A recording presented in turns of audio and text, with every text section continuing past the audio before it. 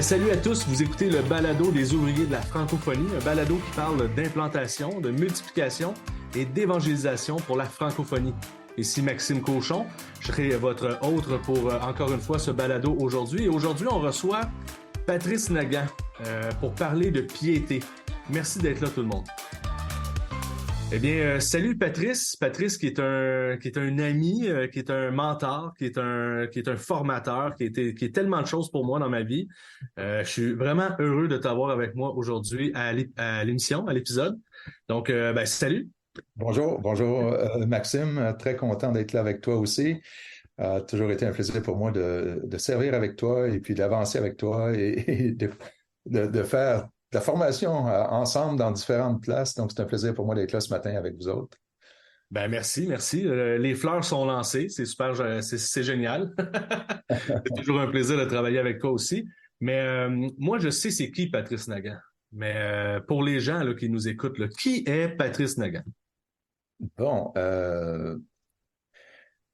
Patrice Nagant est un gars normal, comme chacun de vous autres, qui a été nu à la fois dans les années 80, qui était en affaires pendant une vingtaine d'années, qui a vendu son entreprise pour s'engager à temps plein, même si je me considérais à temps plein quand même dans le ministère, mais me prendre tout le temps de qualité que j'avais pour le consacrer au ministère avec mon épouse, 3 enfants, 8 petits-enfants. Et depuis les années 94-95, je suis impliqué dans les ministères d'évangélisation et depuis les années 2000, en plus, l'implantation d'églises à différents niveaux.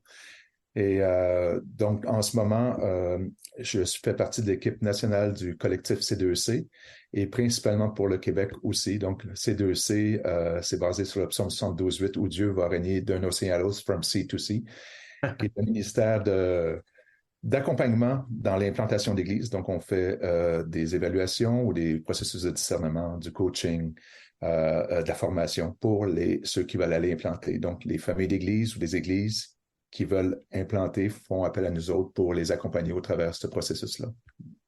Ça a l'air intéressant, cette formation-là. J'aimerais ça suivre ça, moi. Ah, tu l'as déjà fait une bonne partie, mon Maxime. Ça, c'est accessible par Internet. On peut aller à www.c2ccollectif.com, quelque chose comme ça? CDC Collective, parce qu'il est en anglais, là, c'est un site national. Mais si vous tapez Collectif C2C, ils vont vous emmener au site. Mais c'est C2ccollective.com. Super, on le mettra dans la bio aussi pour les gens que ça l'intéresse. Donc, une formation, accompagnement, d'implantation d'église, évangélisation, tout ça. C'est un beau ministère. Vous avez implanté un paquet d'églises au travers de ça. Vous avez accompagné un paquet d'implanteurs. Et c'est vraiment cool. C'est une belle formation. Puis j'invite tout le monde à au moins aller voir le site web et puis de commencer à voir qu'est-ce qu'il y a là-dessus et puis peut-être même d'appliquer pour cette formation-là un jour. Puis même, sais-tu quoi, on va se rencontrer un jour, je l'espère, peut-être même dans un autre épisode, et on parlera de plus ample avec plus de temps sur ça, sur la formation, qui est l'incubateur en fait de C2C Collectif, qui est vraiment une belle formation. Je le recommande. La piété. La piété, ça c'est un mot qui est utilisé depuis des millénaires et qui a probablement été compris d'un millier de façons aussi. La piété, c'est pas un mot qui est facile à définir, à décortiquer, si on pourrait dire. Et le Larousse, en fait, nous dit que la piété, la définition de ça, c'est attachement fervent aux devoirs et aux pratiques de la religion. Il me semble que c'est strict comme phrase. Qu'est-ce que t'en penses? Est-ce que tu es d'accord avec ça? Ben, c'est la façon que la piété est souvent comprise, mais j'aimerais ça l'élargir un petit peu. Plus que juste faire des choses, la piété, pour moi, c'est développer cette confiance, cette foi en Dieu dans tous les aspects de la vie, de tes relations, des situations qui t'arrivent. Et c'est pas tant faire des choses et des devoirs. Donc, il faut que j'aille à l'église, il faut que je lise, il faut que je fasse telle pratique. Et dans l'histoire, c'était beaucoup d'autres choses aussi, là. Mais c'est exercer ta foi dans les situations. Cette piété-là, c'est exercer de la foi dans les situations que tu peux vivre. Et Donc, dans ma perception, là, au-delà de la définition du dictionnaire, et puis c'est dommage de le limiter à faire des devoirs religieux, mais c'est beaucoup plus que ça, la piété, d'après moi. la piété pour toi, et je suis quand même d'accord avec ce que tu dis pour l'instant, Mais il y a plusieurs paliers. C'est une question de intérieur. Il y a de l'émotionnel là-dedans. Il y a des actions, oui, mais c'est pas. On n'est plus sous la loi de la piété, si je pourrais dire. Hein. C'est quelque chose que, comme tu as dit, qu'on vit constamment. Euh, donc, pour les ouvriers qui nous écoutent ou les futurs ouvriers qui écoutent le balado aujourd'hui, euh, tu es en train de dire la piété, il y a quelque chose, c'est un pilier de la vie de cet ouvrier-là. Oui, absolument.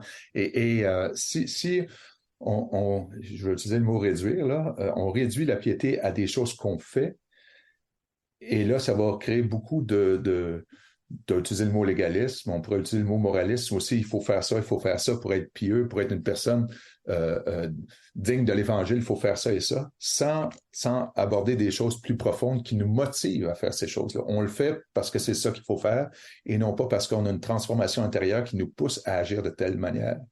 Et c'est là le danger d'utiliser piété juste par des choses qu'on fait, Mm. plutôt que quelque chose de profond qu'on expérimente à cause de l'Évangile, à cause de l'œuvre de Christ à la croix, à cause de notre relation avec Dieu. Donc, il y a un côté qu'on pourrait dire euh, dangereux de rentrer dans quelque chose de machinal et qui devient dénudé d'une spiritualité, d'une profondeur, d'une relation avec Dieu, en fait. Oui, ça crée des gens qui essayent de faire par leur propre force, Mm. parce que c'est ça qu'il faut que la vie chrétienne dit, il faut que je vive de telle manière, il faut que je fasse ci, il faut que je fasse ça, et de le faire par mes propres forces, plutôt que ce soit le fruit d'une transformation intérieure, d'une relation profonde, intime, confiance, d'une foi en Dieu qui s'expérimente dans toutes sortes de choses et qui, qui m'anime à laisser tomber certaines choses et choisir certaines autres choses qui honorent Dieu. Tu sais. Mm. Donc, d'une certaine manière, il y a une importance de la vivre véritablement. Et, et là, une question qu'on pourrait se poser immédiatement, et je suis sûr et certain que tu l'entends souvent, c'est parfait, qu'est-ce qu'une journée dans la piété ressemble à? Qu'est-ce qu'il faut que, et encore là, on revient dans le même motus operandi de dire, qu'est-ce qu'il faut que je fasse pour avoir une piété? Et là, on va dire, bon, ben, à 8 heures, il faut que je sois dans ma Bible, à 9 heures, c'est de la prière, après ça, il faut que j'aille monter les marches d'une grande église à genoux euh, 2 fois. C'est pas c'est pas dans une horaire très stricte non plus ou qu'est-ce que tu pourrais, tu sais, tu vois là où ce que j'essaie d'aller. Oui, oui, oui, tu es en train de donner des réponses aussi. Mais c'est bon. Mais c'est ça, Maxime. Tout part, je pense, de tes temps d'intimité avec Dieu. Hmm. Tout part de là. Euh, et c'est ça que ce soit dans l'implantation d'église, ou un évangéliste, ou un pasteur, ou n'importe quel ouvrier dans l'église qui veut mettre de l'avant quelque chose, qui veut avancer dans une direction, qui veut aider son église à aller vers les prochaines étapes et se développer. Il veut aider un pasteur qui veut aider ses membres à grandir, qui veut accompagner quelqu'un. Si ça ne vient pas de ton intimité avec Dieu, de ces moments profonds avec Dieu, en tête à tête, en face à face, ce qui va être alimenter tes gestes, tes actions, tes commentaires, peuvent être basés plus sur ton expérience, tes connaissances, tes compétences, Hmm. sur cette intimité avec Dieu qui lui, va t'emmener à entendre comme Dieu entend. Tu sais, quand il dit ayez en vous les sentiments qui étaient en Christ, là, mais ces sentiments-là vont se développer à force d'avoir cette intimité-là avec Dieu. Tu sais, je ne sais pas si c'est déjà arrivé. Moi, je me souviens que mes enfants, des fois, allaient passer du temps avec un ami. Et puis, une fin de semaine, quelque chose, puis il revenait, puis il y avait les gestuels de cet ami-là, les intonations de voix de cet ami-là, à force de passer du temps avec elle. Je pense à ma fille, et puis entre autres, ou mon gars, la même chose quand il rencontrait ses amis pour un long temps, et c'est la même chose. Nous, on va donner nos conseils, nos recommandations sur l'expérience, les connaissances qu'on a appris, et c'est pas nécessairement mauvais, là. Mais c'est encore mieux quand ça vient de cette intimité avec Dieu. Et là, on laisse tomber le reste qu'on n'évacue pas complètement, mais qu'on laisse plutôt ce temps avec Dieu motivé où nos réponses être motivées par ces temps avec Dieu et cette intimité avec Dieu. Et donc, c'est la différence. Donc, je vais rencontrer quelqu'un, j'ai des conseils à lui donner, je peux lui donner tous les meilleurs conseils, mais si ces conseils-là viennent ou prennent leur source dans cette intimité que j'ai eue avec Dieu dans ce moment-là. Et c'est pas nécessairement à 8 heures le matin, puis 9 heures, je lis ma Bible, mais c'était cette piété-là, ce moment avec Dieu d'intimité au fil de la journée. Et c'est sûr, moi, je valorise d'avoir un temps à part aussi, un temps de qualité à part pour prendre ce temps-là avec Dieu à l'écoute, à prier, à lire et pour partir la journée. Mais d'autres, chacun va trouver son temps qui est le meilleur pour lui selon sa constitution. Et puis, Là, tu es en train de dire, prenez un temps intentionnel avec Dieu, fermez la porte, retirez-vous dans cette pièce-là et passez ce temps-là, car c'est un temps privilégié, mais c'est un temps qui est nécessaire, qui est important. oui. À quoi peut ressembler là, tu as dit tantôt là, dans la parole, la prière, vite, vite, à quoi ressemble un temps comme celui-là pour quelqu'un? Peu importe où est-ce qu'il va le mettre dans son horaire, dans sa journée, ce temps-là ressemble à quoi? Ben, c'est un temps, ça inclut certainement un temps de lecture. Moi, ce que j'aimais beaucoup, c'est un temps de lecture et de journal, où je prenais en note certains versets dans ma lecture et je suis un plan de lecture depuis des années. Et j'écrivais certains textes, ou un verset ou deux ou trois là, qui me touchaient et pourquoi qui me touchaient, je les écrivais. Et puis, je terminais avec un temps de prière, mais ça l'inclut ça aussi, mais c'est aussi un temps d'écoute, de se mettre à l'écoute de Dieu. Qu'est-ce que lui veut nous dire personnellement, qui nous interpelle là-dedans? Un temps de méditation et non pas juste lire pour cocher j'ai lu aujourd'hui, mais un temps de lecture en méditant le texte, en demandant Dieu, parle-moi au travers ce que je lis là pour moi et pour ma journée. Et pour moi, tenir un journal a été très utile pendant longtemps. Un temps de prière. Et ça, au fil de la journée. Et ça c'est au quotidien pour moi. Mais à part de ça, c'est des temps, chaque fois qu'il y a des grandes décisions à prendre. Et pour pas justement être influencé par tout notre bagage qu'on a autour, mais être influencé vraiment par qu'est-ce que Dieu veut. Quelque chose peut sembler très, très, très bon, une direction. Il dit, hey, wow, regarde comment Dieu ouvre les portes, mais des fois, c'est pas nécessairement Dieu qui ouvre une porte. On veut se mettre à l'écoute de Dieu, même si ça semble très bon aux yeux humains. C'est peut-être pas la porte qui est la bonne pour moi. Et puis, on pourra donner des exemples. Tout à l'heure, j'ai des exemples qui me viennent en tête. Et puis, et si on relie ça à l'implantation d'église, qui est beaucoup le domaine où je suis, Jésus bâtit son église. Mm-hmm. C'est pas nous. Nous, on est au service de Dieu pour que Jésus bâtisse son église. Oui, il a permis qu'on passe au travers plusieurs expériences, plusieurs connaissances, à développer des compétences. On a été exposé à plein de conférences, plein de livres. Et puis, mais c'est Jésus qui bâtit son église.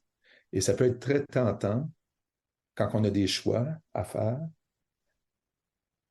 d'aller selon nos propres expériences, nos propres compétences qu'on a apprises et nos préférences aussi, et sans se mettre à l'écoute de Jésus, qu'est-ce que lui veut pour cette Église-là? Tu sais,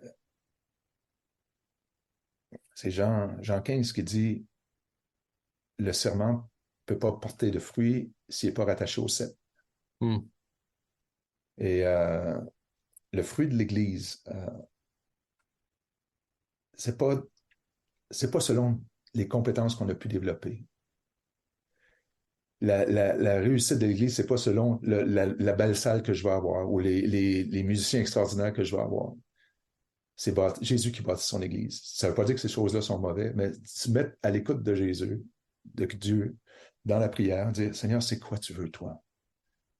Et donc, ces temps-là communs, il y a des expériences, des exemples plutôt de Jésus qui sont très, très intéressantes, je trouve, dans les évangiles, sur comment lui-même faisait ça. Et c'est ça qui m'inspire à dire, OK, si Jésus l'a fait, moi aussi, je dois le faire aussi, tu sais, puis pour parler selon mes propres forces, selon mes propres expériences. Puis, Parce que c'est facile de faire ça, de retomber, de se fier toujours à, bon, ben, j'ai de l'expérience, j'ai été un entrepreneur, j'ai été directeur de telle ou telle chose. Donc, prendre des décisions, c'est quelque chose que je connais. Je suis capable de prendre une décision au niveau de l'efficacité, au niveau de me baser sur des faits, mais le ministère, c'est une business sur laquelle on peut pas se reposer sur nous-mêmes. On peut pas et on peut pas prendre toujours des choses avec des faits parce qu'on vit par amour, par espoir, par la foi.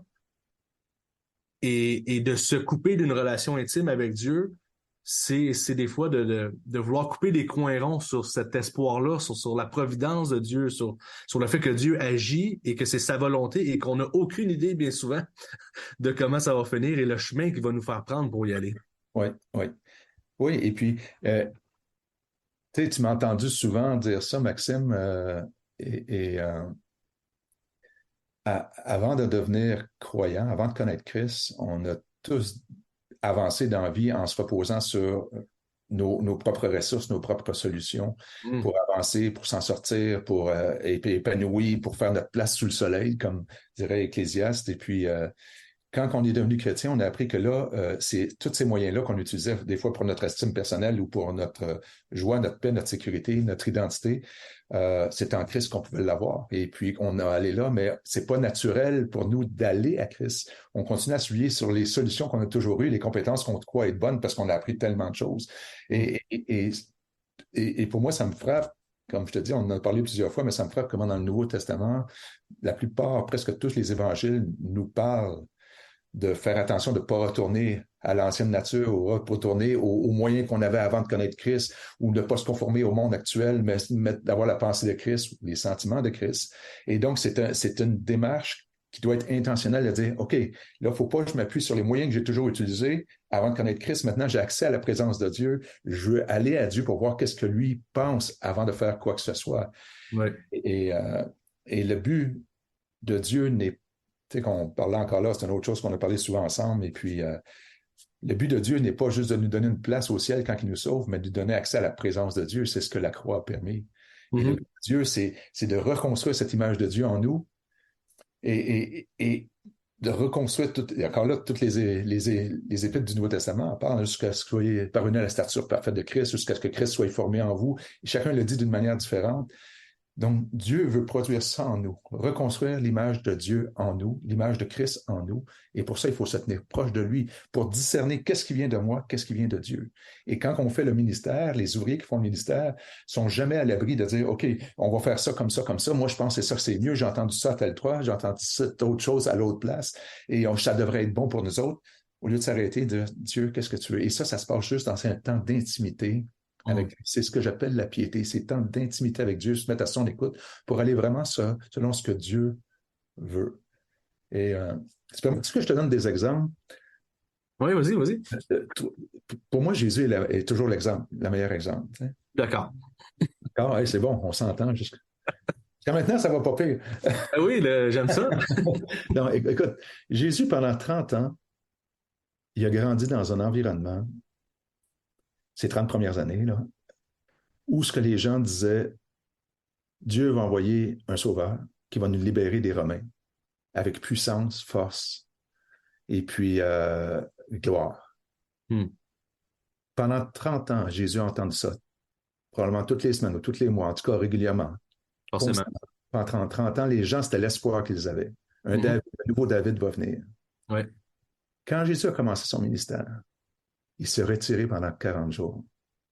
Puis si on regarde bien les tentations, là, on voit un Jésus qui combat avec est-ce que je dois le faire avec puissance et gloire et tout le monde va me reconnaître? Ou Dieu, toi, qu'est-ce que tu veux? Qu'est-ce que tu veux? Finalement, il a pris la voie de Dieu. Mais lui, Jésus, a pris le temps de s'arrêter pour ne pas accomplir sa mission selon l'attente du monde, selon ce qu'il a toujours entendu, ce qui était imprégné en lui, veut pas. Là. Il l'a entendu tellement souvent que c'était imprégné en lui, c'est comme ça va se passer. Là, Seigneur, j'ai la mission à accomplir. Pourquoi je suis sur cette terre-là? Est-ce que je vais l'accomplir de la façon que tout le monde s'attend, que j'ai toujours entendu? J'ai la capacité de le faire. Ben oui. Moyen de le faire. Mais non, Seigneur, je vais aller dans ta voie. Regarde un peu plus tard à la multiplication des pains. Okay. Multiplication des pains nourrit, je pense, c'est 12 000 personnes dans cette multiplication-là. Et après ça, c'est écrit que les gens veulent le prendre pour le faire roi. Le nommer roi. Là, Jésus envoie ses disciples, il dit, allez-vous-en, je vais aller vous rejoindre, puis lui, il se retire. On peut comprendre qu'il se retire pour aller prier. Et encore là, j'imagine la situation. Là, Jésus est devant Dieu, il dit, hey Dieu, Père, ça y est, ils me reconnaissent comme roi. J'ai peut-être pas besoin d'aller à la croix, là, ils me reconnaissent comme roi, ça y est, on a réussi. Donc, il aurait pu rentrer là, mais lui, il se retire, même si ça dit, hey, Dieu a pourvu, Dieu a fait des choses autrement, ils sont prêts à me reconnaître comme roi. Mais Jésus voulait pas. On le sait que s'il pouvait ne pas aller à la croix, c'est un combat, on le voit plus tard dans le jardin. Gethsémane, quand il prie, là, il dit éloigne de moi cette coupe. Ouais. Mais Jésus prie pour dire non, je ne veux pas aller à la moyen. Ce qui me semble le plus meilleur, même qui semble peut-être dans certains cœurs de certaines personnes qui disent ça vient de Dieu. Mais je veux être certain, Dieu, il se retire pour être à l'écoute de Dieu, s'unir à Dieu, pour être un avec lui, pour se mettre à son diapason. Et après ça, il va rejoindre, il est encore là plus tard dans le jardin. On voit là, il dit, aller à la croix, c'était pas son wow, youpi, je vais aller me faire torturer. Non, il se retire, il dit, Seigneur, là, y a-t-il un autre moyen?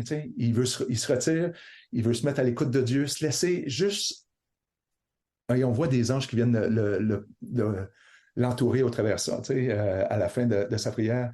Venir à Dieu juste, OK, Seigneur, là, ça ne me tente pas d'aller là. C'est peut-être, y a-t-il un autre chemin? Et puis, venir à Dieu pour être entouré, consolé, restauré, juste vient mettre un baume sur la souffrance qu'on peut vivre ou entrevoir au travers de ça. Donc, Jésus le faisait. Mm-hmm. Régulièrement, il se retirait pour prier, mais dans des grands événements, encore plus, même si ça semblait peut-être une solution possible, il se retirait pour être sûr de ne pas aller selon la pensée populaire, selon ce qui peut sembler le mieux, selon le côté humain. Mais lui, il se mettait toujours devant Dieu pour ces choses-là. Pour moi, ça me fascine de voir cette histoire-là. Et puis, et c'est vrai pour lui. Ben, c'est sûr qu'avec un exemple comme Jésus, ça serait difficile de dire ben non, mais il n'y a aucun exemple comme ça dans les Écritures qui nous dit de revenir à Dieu fréquemment, alors que Dieu nous donne le pouvoir sur terre de nommer les choses, de prendre contrôle un peu, si on pourrait dire, jusqu'à une certaine mesure de la création et tout. Donc, par nos propres moyens, on est capable d'avancer aussi parce que Dieu nous donne cette intelligence-là et tout. Absolument. Mais c'est de retourner à cet exemple ultime qui est Jésus et que même lui, sachant que toute autorité, tout pouvoir lui a été donné sur la terre, il prend des moments, il recule, s'assoit et parle au Père au travers de la prière. Ouais. Cherche la volonté du Père. Et il la connaît, là, en fait, là. Ouais. Mais il le fait quand même. Donc, moi, ça montre le côté humain de Dieu, qui était pleinement homme. De Jésus, il avait oui. besoin de faire ça, comme Jésus, je parle, oui. Et il était pleinement Dieu, mais il était aussi pleinement homme. Donc, il était aussi influencé par les mêmes choses que nous autres, on était influencés. Et le moyen qu'il prenait, il se retirait pour se mettre à l'écoute de Dieu, dans une intimité avec Dieu, juste pour réaligner son tir et non pas se laisser influencer par la pensée populaire dans laquelle qui était en lui aussi à quelque part, mais que lui a décidé de mettre de côté. Pour moi, ça, c'est la piété. Il se vient à Dieu, puis c'est en Dieu qu'il se confie. La piété à son meilleur. C'est en Dieu qu'il se confie. Sa foi est en Dieu. Le juste vivra par la foi. Sa foi est en Dieu dans toutes les circonstances, les situations, et non pas dans les moyens que lui voit qui pourraient peut-être être utiles. Bon, mais il s'en remet à Dieu encore dans toutes les situations.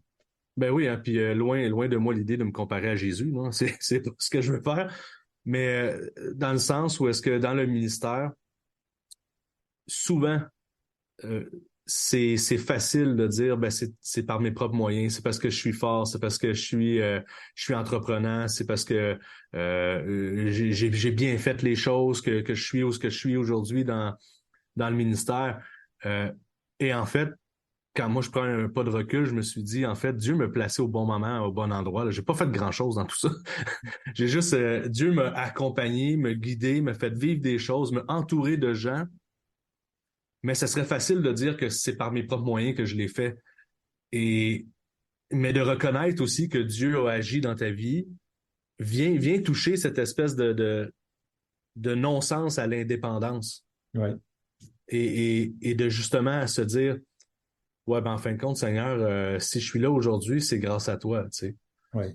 Et tous les fois où est-ce que j'aurais pu prendre la décision justement de dire, bon, ben je vais entreprendre tel projet parce que je sais, ça va me mettre en avant, je vais être sur la scène ou je vais recueillir de la gloire ou des éloges.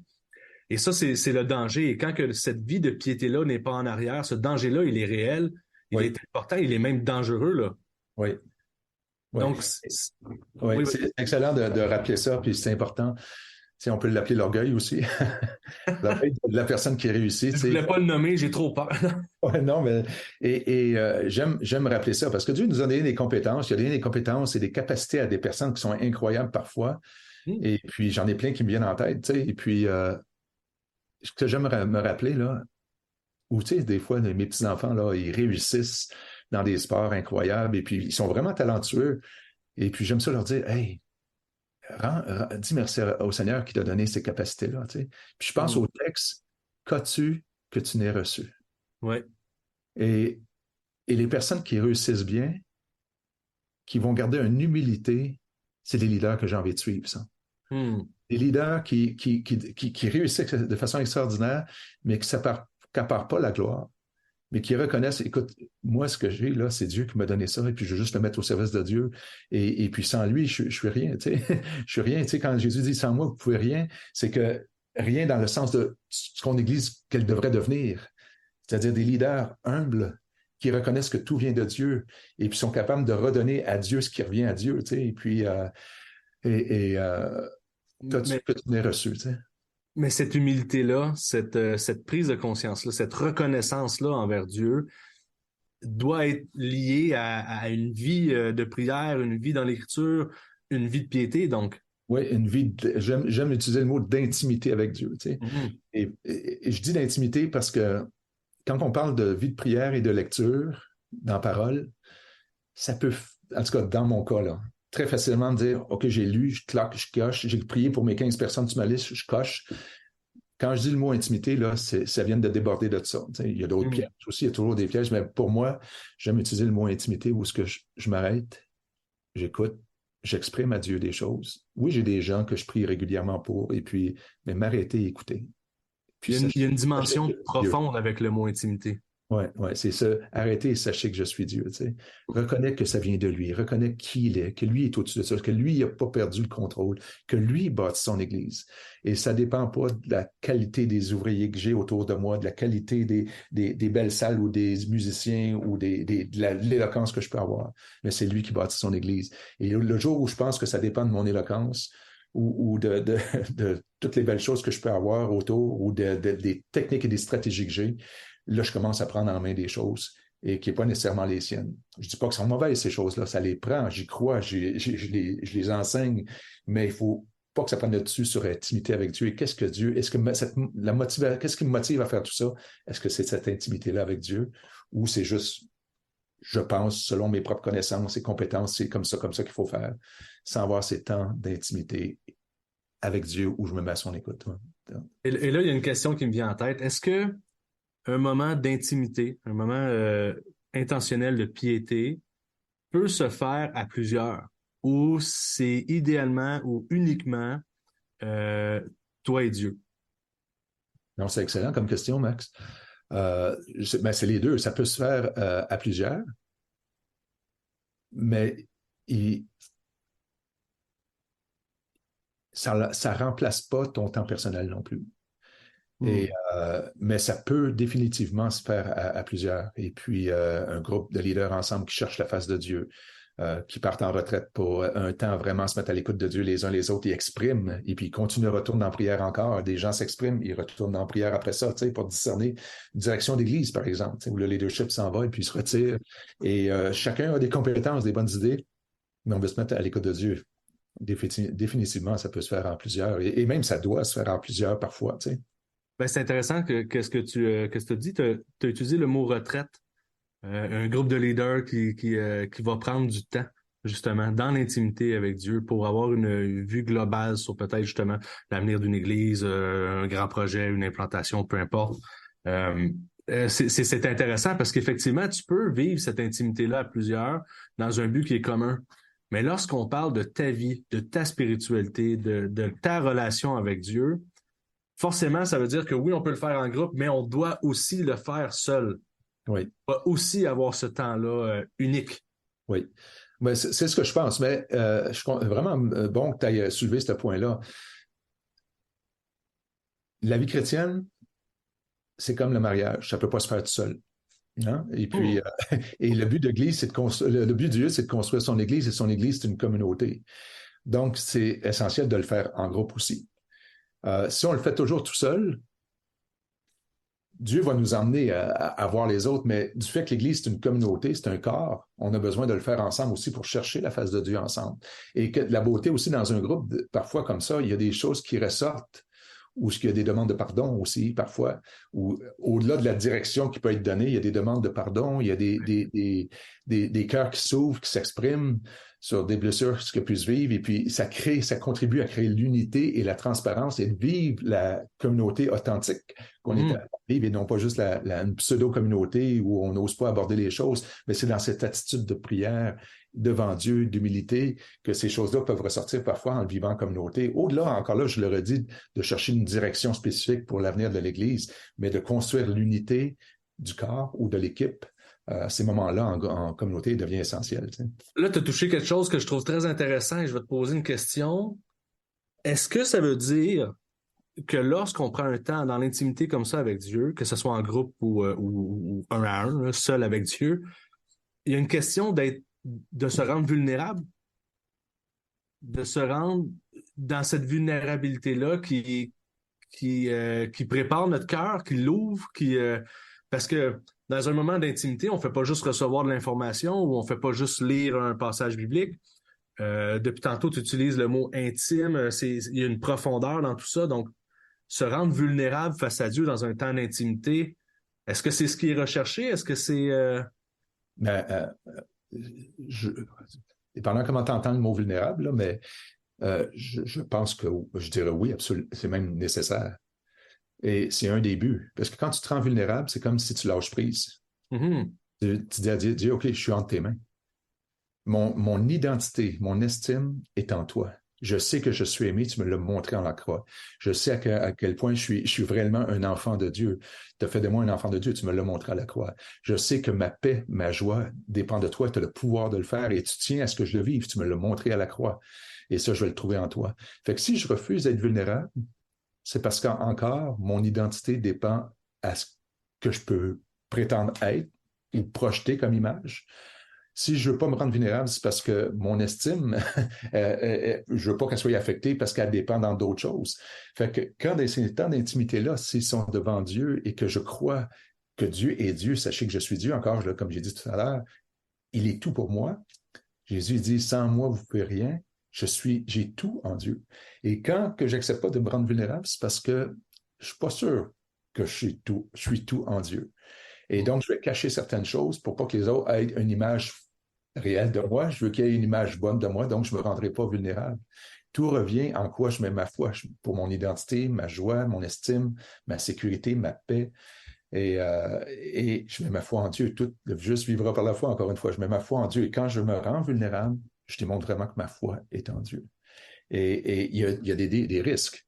Encore là, je ne dis pas qu'il y a des gens, des fois, qui ne sont pas prêts dans leur cheminement à entendre certaines choses, mais dans un groupe de leaders ensemble, si on veut vivre l'unité, on doit le vivre, cette vulnérabilité-là, et même de démontrer au travers, s'exposer dans des prédications parfois, dire, écoutez, j'ai vécu ça, là, et puis, il y a, à un moment donné, je faisais une prédication, et puis je parlais de notre identité ou notre estime, et dans la prédication, je dis, ce matin, en m'en venant, les pensées qui me venaient, j'ai dit, j'espère que les gens vont aimer ça, j'espère que les gens vont trouver ça vraiment bon, ce que je vais apporter, puis que je vais réussir à les rejoindre, puis à toucher leur cœur, et puis c'est correct, tu sais, de souhaiter que ce que tu vas emmener va toucher des cœurs, va faire grandir des gens, mais moi, c'était mon ego là, qui avait besoin d'être nourri, et puis je l'ai partagé dans ma prédication, c'est que j'avais vécu ça avant de m'en venir. Quelqu'un, après la prédication, il me voit et dit, la meilleure partie de la prédication, c'est quand tu as parlé de qu'est-ce que tu vivais, toi. Wow. Et les gens ont besoin de l'entendre et de voir que tu es comme eux, tu convaincs de certaines choses, mais que ta solution n'est pas dans ce que les gens vont te dire sur ta prédication, mais tu sais que ton estime est vraiment en Dieu. Et ça, on est appelé à grandir et grandir et grandir. Dieu n'a pas fini. Il nous transforme chaque jour de plus en plus à l'image de Christ. Il le fait en moi, il le fait en toi, Max, et en tout le cœur de tous les croyants qui nous accompagnent ou ceux qui nous écoutent en ce moment. Et donc, la vulnérabilité, pour moi, est une chose essentielle qui doit être développée. Ça d'un coup. On a besoin d'avoir confiance des fois en les gens qui sont là, mais on a besoin de s'exposer aussi. Et moi, j'ai des leaders autour de moi qui, des fois, j'étais surpris comment ça se fait qu'il me dit telle chose, qui allait mal dans sa famille ou dans son église. Et puis d'habitude, on veut être fier de ce qui se passe, puis on dit juste les belles choses. Mais lui, il les disait tellement ouvertement que ça me donnait le goût de prier, puis ça me donnait le goût d'être transparent comme lui. C'est comme lui, il avait compris que tout ne dépendait pas de lui. Et puis qu'il n'y avait pas de crainte de parler des échecs ou des difficultés qui pouvaient se vivre autour de lui ou que lui-même vivait. Et puis, ça m'a beaucoup édifié, puis ça m'a appris. Puis Dieu nous apprend tranquillement, jour après jour. Il nous transforme à l'image de Christ, d'avoir les sentiments qui sont en Christ en nous aussi. Donc, c'est sur la vulnérabilité, elle devient essentielle, je pense. Donc, Dieu nous façonne de plein de façons, mais dans ces moments d'intimité-là, Dieu nous façonne d'une façon spéciale, si on pourrait dire, dans le sens où est-ce que il y a cette intentionnalité-là en arrière de ce geste, de ce temps qu'on met à part. Et on peut voir que c'est une nécessité. C'est pas quelque chose qu'on dit, bon, ben parfait, je vais le faire vendredi. Vendredi, j'ai du temps. C'est quelque chose à mettre dans son horaire et quitte à pousser des choses, là, quitte à dire, ben, tu vois, cette semaine, je peux pas dire oui à tel projet parce que j'ai des moments d'intimité. Ils sont prévus, ils sont là, ils sont dans mon horaire parce que c'est important. C'est une priorité, en fait. Oui, oui. Oui, et dans mon cas, c'est ce que je souhaite faire tout le temps. Je les mets dans mon agenda, un temps seul à seul avec Dieu. Et ça ne veut pas dire que je n'ai pas d'autres dans la journée quand j'ai des grosses décisions ou je n'ai pas d'autres en groupe, comme tu disais tout à l'heure, mais je veux avoir ces temps-là et pour moi, c'est un rendez-vous. Et comme on avait un rendez-vous aujourd'hui, Max, et il était à mon agenda, et puis si quelqu'un m'avait appelé, je dis non, j'ai déjà un rendez-vous. Si quelqu'un veut me booker un rendez-vous pendant ce temps-là que j'ai planifié avec Dieu, j'ai déjà un rendez-vous, je peux pas, j'ai déjà un meeting. Si mon meeting, c'est avec Dieu, tu sais, et puis je veux pas le mettre. Le meeting avec le boss. Avec la boss. Et puis, bon, est-ce que ça arrive que je fais des écarts? Bien sûr, ben oui. Et puis, je n'ai pas toujours cette fidélité-là, mais c'est ce à quoi j'aspire toujours de plus en plus et que j'essaie de pratiquer depuis des années, d'avoir cette temps d'intimité parce que je sais que je suis pas à l'abri de me penser bon ou de compter sur mon expérience et puis sur tout ce que j'ai vu et ce qu'on m'a emmené voir, ce qu'on m'a appris et puis c'est ça. Fait que je vais avoir ces Oui, ben, temps-là. je voulais justement aller là dans le sens où est-ce que il faut être honnête avec nous-mêmes. On n'est pas différent des autres. Souvent, quand l'horaire se rétrécit, quand les choses se bousculent dans notre horaire, plus souvent qu'autrement, c'est nos moments de dévotion, c'est nos moments de piété, c'est nos moments intimes avec Dieu qui prend Ça le qu'on bord a en été. premier. Ouais, Et ouais. c'est spécial parce que pourtant, on en a besoin. On sait que ça fait du bien quand on le fait. On sait on est plus raffermi. On sent plus dans la volonté de Dieu. On sent qu'on marche dans le droit chemin. Mais c'est quand même les choses qu'on élimine en premier. Oui, c'est surprenant, hein? C'est surprenant parce qu'on veut avancer, on dit qu'on veut servir Dieu. On pense que Dieu a tout pouvoir et tout puissant, que lui ne perd pas le contrôle, qui a tout pouvoir, comme j'ai dit, et qui veut bâtir son Église. Et c'est la première chose qu'on enlève, c'est ces temps d'intimité avec Dieu pour se mettre à son écoute. Seigneur, c'est quoi la prochaine étape? Comment je dois agir dans cette situation-là? Inspire-moi, donne-moi ton cœur, fais-moi, entoure-moi de tes pensées, enrobe-moi de tes pensées. Donne-moi le cœur comme le cœur qui était en Jésus, dans cette situation-là. Développe en moi ces sentiments. Parle-moi, et puis c'est la première chose qu'on met de côté. Pourtant, on dit que c'est lui qui est le boss, comme tu disais tout à l'heure. C'est lui qui bâtit son Église, c'est la première chose qu'on évacue. Et, ouais. T'en dis long hein, sur la nature de l'homme. Ouais. Et toi qui est présent dans la vie de tellement de leaders, qui les coach, qui les mentors, tout ça, ça doit faire partie des choses que tu demandes un suivi, là, ces moments-là qu'il passe avec Dieu. Constamment. Dans les temps de coaching, on demande régulièrement qu'est-ce que Dieu te montre de ce temps-ci dans tes temps avec lui. Tu sais. Donc, pour un leader qui se fait poser la question, là, comment va ta relation avec Dieu? C'est quoi tes moments intimes? Est-ce que Est-ce qu'il est en droit d'être offusqué, de dire, ben voyons, est-ce qu'il veut contrôler ma vie en dehors de mon ministère ou il veut savoir si je suis pas assez bon ou j'en fais pas assez ou quoi que ce soit? Ou c'est vraiment, il devrait accepter une question comme ça là dans un amour profond qui est, ben, ma question est ma question était fermée, en fait.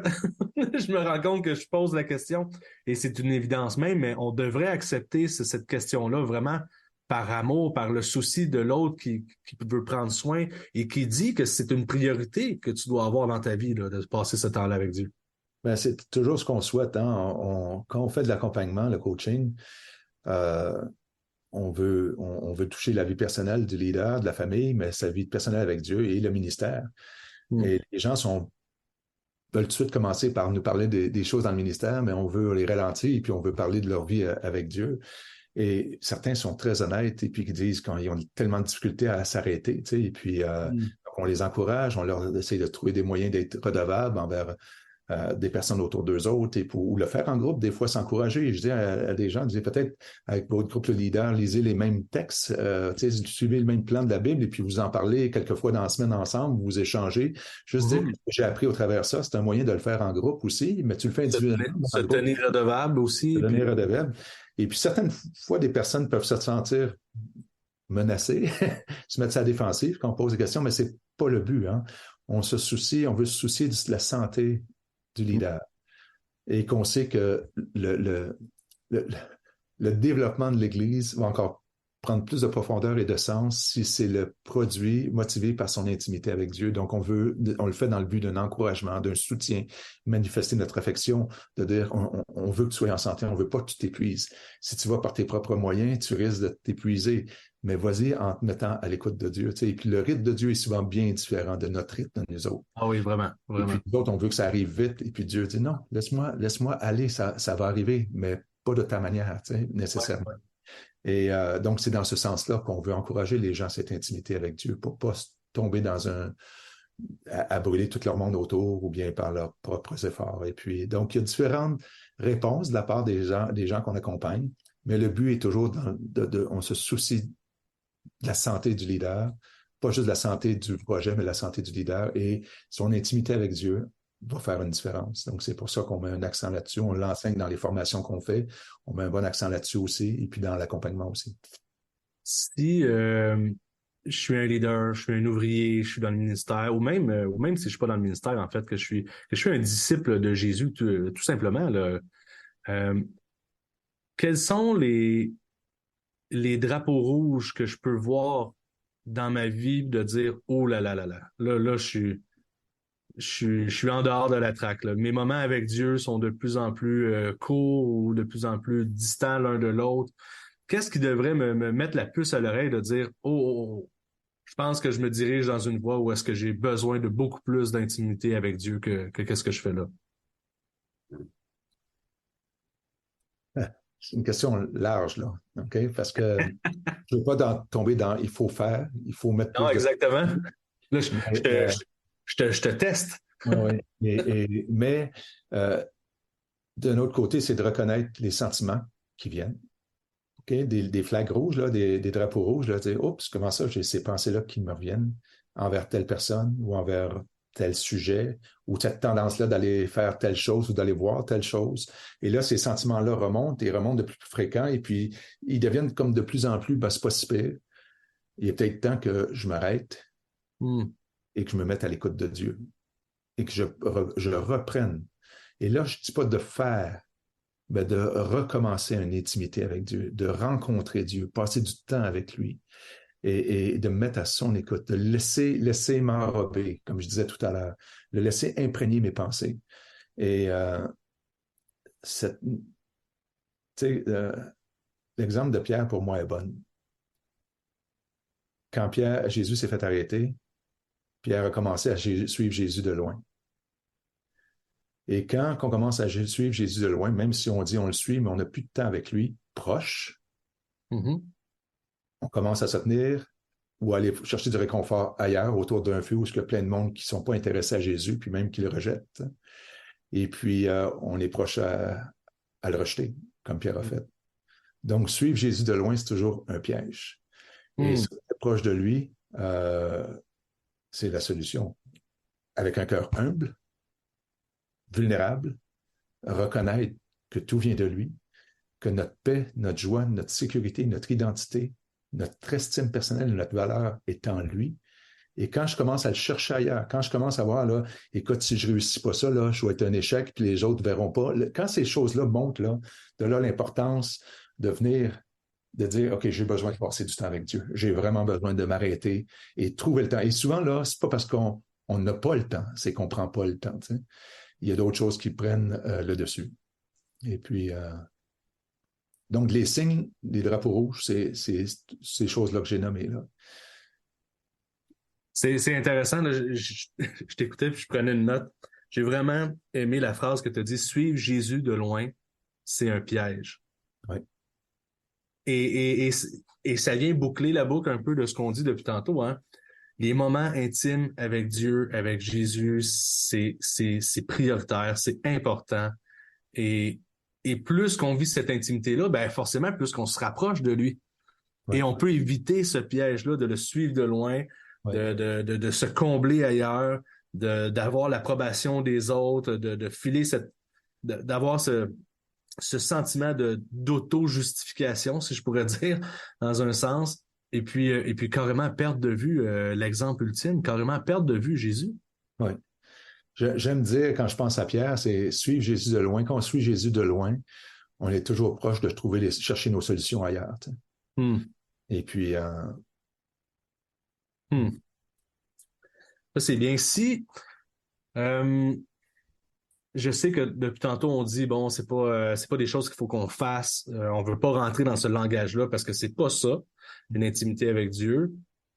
Mais mettons, là, on a quelqu'un, un ouvrier, un disciple, un leader qui vient te voir puis qui dit, qu'est-ce que j'ai besoin de mettre dans ma trousse pour quels sont les outils que j'ai besoin de me procurer, entre guillemets, pour vivre cette vie de piété-là?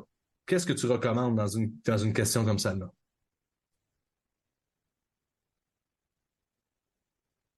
le meilleur outil est ton agenda, je pense, parce que dans le fond, tu n'as pas besoin de grand-chose pour vivre cette intimité-là avec Dieu. C'est de choisir, c'est de croire. Hein?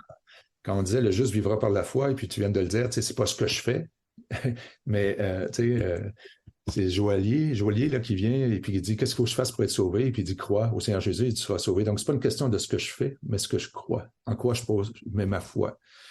Donc, quand ces sentiments-là montent, puis dire hey, je suis vraiment bon, et puis regarde ou je cherche l'approbation des autres ou quelque chose, en quoi je suis en train de mettre ma foi là? Et puis, identifier ces choses dans ma vie qui peuvent être qui peuvent prendre la place de Dieu pour mon réconfort et pour ces choses-là. Ça ne veut pas dire que je ne peux pas aller trouver de réconfort par une marche dans la forêt ou une randonnée en montagne, mais pour mon identité, mon estime, ma paix, ma joie, en quoi je mets ma foi. Donc, et pour vivre ça, c'est des temps d'arrêt avec Dieu, de se mettre à l'écoute de Dieu, de reconnaître que Dieu est Dieu, reconnaître que il n'y a rien que j'ai reçu qui ne vient pas de lui, reconnaître que lui est la solution en toutes choses. C'est toujours une question de foi, en quoi je mets ma foi. Donc, pour ça, les outils, c'est de m'arrêter. Ça, c'est le meilleur outil, être capable de s'arrêter. Et autour de ça, après ça, évidemment, on rajoute la parole à ça. Mais c'est pas de voir très large parce que c'est pas tout le monde qui a accès à une Bible. Si je parle aussi en Amérique du Nord ou en Europe, tout le monde a accès à ça, mais je parle dans d'autres régions où ils n'ont pas. Eux autres, c'est leur temps d'intimité avec Dieu, de s'arrêter. Nous, on l'a. Donc, prendre du temps dans la parole, méditer. C'est pas la quantité de texte, c'est la profondeur qu'on voit avec le texte qu'on le médite. Et les frères et sœurs, ça se fait ensemble aussi, comme tu l'as bien soulevé tout à l'heure. Et on peut pas dissocier tout ça, de le vivre encore, là, CORPS, là, encore le corps de Christ, l'Église. Et puis, donc, c'est intimité personnelle, intimité en tant que corps. On ne peut pas dissocier les deux. Hein. La main ne peut pas dire « j'ai pas besoin du corps ». Et c'est les meilleurs outils de base. J'oublie peut-être sûrement certaines choses que tu vas pouvoir exprimer. Ah oui, hein? Non, mais ce que j'entends, là, en fait, là, c'est que une vie de prière, c'est important. De faire de la place dans ton agenda, c'est ultra important parce que si tu fais ça, ça veut dire que tu en fais une priorité. Donc, déjà là, tu es intentionnel et c'est déjà un début. La foi, en quoi tu mets ta foi? Est-ce que tu crois vraiment que Dieu peut te ressourcer dans ces moments-là et que tu n'as pas besoin d'autre chose? Est-ce que tu crois aussi que c'est que lui que tu as besoin? C'est-tu vraiment ça que tu crois? Et ensuite, tu rajoutes sa parole, la méditation de sa parole, la lecture de sa parole, prendre des notes, aller en profondeur dans les textes. Et tu l'as bien dit, hein, c'est pas aujourd'hui, je vais lire Actes au complet. Non, c'est prends 4 versets, passe du temps là-dedans, vas-y en profondeur, voir qu'est-ce que Dieu veut vraiment te révéler au travers de ça et qu'est-ce qu'il veut te montrer au travers de ce temps que tu prends, tu mets de côté et que tu fais une pause dessus. Oui. Et Oui. ça, c'est vraiment important. Oui. Tu sais, il y a des gens qui disent, ah ben écoute, moi, mes temps dans la parole, c'est quand je prépare une prédication. C'est excellent, mais pour moi, c'est pas là que j'ai des temps d'intimité avec Dieu. J'en ai, mais c'est pas les mêmes que quand je suis juste pour moi, là. Dieu, qu'est-ce que tu veux m'apprendre pour moi, là? Qu'est-ce que tu me montres? Il me montre des choses au travers de ma prédication. Ou des gens vont dire des fois, ben moi, je prie quand je roule en auto. C'est excellent aussi. Mais c'est ton temps de qualité. Dieu aime le meilleur de nous. Tu sais, tu le vois dans les textes de l'Ancien Testament, quand il faisait une récolte, il dit les premiers fruits, tu vas me les donner. C'est les fruits que les cultivateurs là, attendaient. Ils ont semé, ils ont labouré, ils ont semé, ils ont arrosé. Et là, ils entendent la première récolte. Là. Dieu dit non, celle-là, tu vas me la donner. Ben, c'est ma première, c'est la meilleure. Celle-là, tu vas me la donner. Ou le premier-né, tu vas le consacrer à moi. Tu sais, le meilleur, celui qu'on attend avec enthousiasme, là, tu vas me le donner. Dieu veut le meilleur de nous. Et pour moi, le meilleur de mon temps, là, c'est quand pour moi, là, et puis c'est celle-là que je vais donner à Dieu. Et puis, je vais me mettre à son écoute, m'arrêter. C'est là que je suis le plus alerte. Et puis, et je veux entendre ce que Dieu veut me dire. Mais ça n'empêche pas que je vais prier quand je vais en voiture constamment. Et encore là, c'est pas juste un temps dans la journée. On a cette attitude-là d'humilité, de vulnérabilité, de prière, d'écoute de Dieu tout au long de la journée. Je roule en auto, quelqu'un me coupe, tu sais. Qu'est-ce qui se passe dans ma tête, tu sais? Et où il se passe une situation où ça se passe pas comme je voulais, tu sais, du tout, où ça me prend par surprise. Quelle attitude que j'ai, tu sais? Avoir cette attitude-là, les sentiments qui étaient en Christ, ça va découler d'un temps d'intime. Parce que si je l'ai le matin et puis je continue à le développer, cette intimité-là, tout au long de la journée, c'est ça qui va refléter, c'est là que je vais vivre des transformations profondes aussi, à travers ça. Donc là, c'est pas juste un moment intime avec Dieu qui a été mis à part, c'est que c'est rendu un mode de vie. C'est rendu un mode de vie. C'est rendu quelque chose auquel que tu te réfères constamment parce que ces moments d'intimité-là te rapprochent constamment à Dieu et puis et puis que tout devient en fonction de ça par la suite. Oui, oui, c'est ça. Et je veux pas prétendre que je suis rendu là, mais c'est ce que je crois qui est important et c'est ça que je veux développer de plus en plus dans ma vie. Est-ce que tu as déjà fait une bonne lecture sur ce sujet-là et tu te dis, écoute, j'ai lu tel livre sur la piété, sur les moments intimes avec Dieu, ça a changé ma perception de le faire, puis j'aimerais ça que tu lises ce livre-là. Et la Bible est exclue, hein? Tu peux pas dire ça. Écoute, il y en a, ils me viennent pas en tête en ce moment. OK. Je voudrais pas en nommer un qui est moins bon que d'autres, ou meilleur. Mais voilà, je réfléchisse à ça. Super. Ben, si tu me reviens avec la réponse d'ici le temps que l'épisode va être diffusé, je la mettrai dans la bio. Ça va me faire plaisir de l'ajouter. Parce que on peut en parler, on en entend, on en a parlé pendant une quarantaine de minutes aujourd'hui. Mais des fois, une lecture de table de chevet finit le travail que Dieu a déjà commencé en nous. Absolument. Et puis, c'est jamais mauvais, hein? Il y a bien des gens qui sont contre l'idée de lire autre chose que la Bible, mais je pense que Dieu a donné des paroles de sagesse à des auteurs encore aujourd'hui et que ce n'est pas des paroles de vérité puisque ce n'est pas dans la Bible. On s'entend bien sur que ce n'est pas la parole de Dieu, mais il y a des ouvrages qui sont là, qui nous aident et qui sont très bénissants aussi. Là. Excellent. Écoute, oui, excuse, vas-y. J'ai dit, je ferai ça. Oui, bon, ben, super. Ça, c'est fait. En fait, maintenant, vu que c'est enregistré, tu es obligé de le faire. Je m'attends à certains noms de livres et d'auteurs. Merci beaucoup. Merci d'avoir passé au travers d'un sujet comme celui-là avec moi aujourd'hui, Patrice. Merci beaucoup, Maxime. C'est un privilège pour moi, un honneur. Et merci d'avoir pensé à moi. Et je salue tous tes auditeurs. Tu es le bienvenu. Tu reviens quand tu veux. Dès que tu as un sujet croustillant, tu m'appelles. Et puis, bien, tout le monde, merci d'avoir été là. Ça a été un plaisir de faire ça avec vous encore une fois. Vous voyez, hein, des sujets comme ça, on en a, il y en a tout plein. On essaie de les prendre, on essaie de les décortiquer ensemble, on essaie de trouver des pistes de réflexion. On n'a pas toujours les réponses, bien évidemment, mais déjà juste de prendre un temps, de s'arrêter et de savoir que Dieu est Dieu. Et qu'il a besoin, qu'on a besoin, en fait, de passer ce temps-là avec lui. C'est vraiment une bénédiction, en fait. Donc, merci d'avoir été à l'écoute. Si vous avez des questions, des suggestions ou autres, n'hésitez pas à nous écrire en visitant notre page Facebook ou la page directement du balado, Les ouvriers de la francophonie. Si vous avez aimé, partagez l'épisode, écoutez-le avec un ami, un collègue, à votre église aussi. Puis on se revoit dans un autre épisode et que Dieu vous bénisse. Merci.